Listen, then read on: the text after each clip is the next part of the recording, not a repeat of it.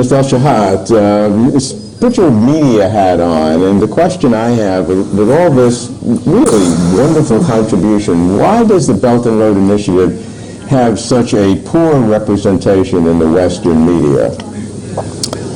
Dr. Kuhn, thank you very much for this question. Actually, I'm probably the only person here who's not from a think tank, but our company offers risk management help to Chinese companies. And when you deal with risk, you cannot avoid the media, because we live in a world of 24/7 non-stop coverage.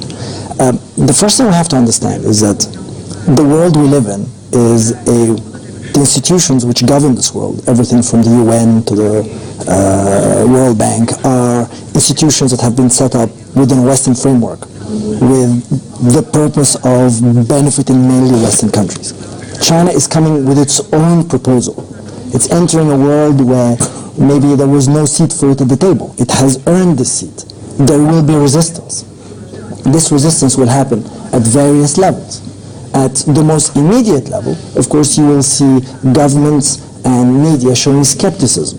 The world order, some people feel it's being challenged. Now, this is overdone. China's blueprint of the Belt and Road is actually the first security and development project that is aimed at the world from a purely development point of view. There is no aim to sort of govern or control other people. But, and this is what the problem is. The problem is that there needs to be a way of dealing with these fears. And like I said, the biggest risk facing Belt and Road is the concept of social risk, the buy-in of local populations. The media tells people what they want to hear.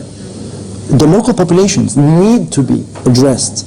The social risk facing Chinese projects is quite palpable and large. We work with different Chinese organizations in different countries. And what they are facing is they're facing a combination of apathy, ignorance sometimes, and a lot of misunderstanding.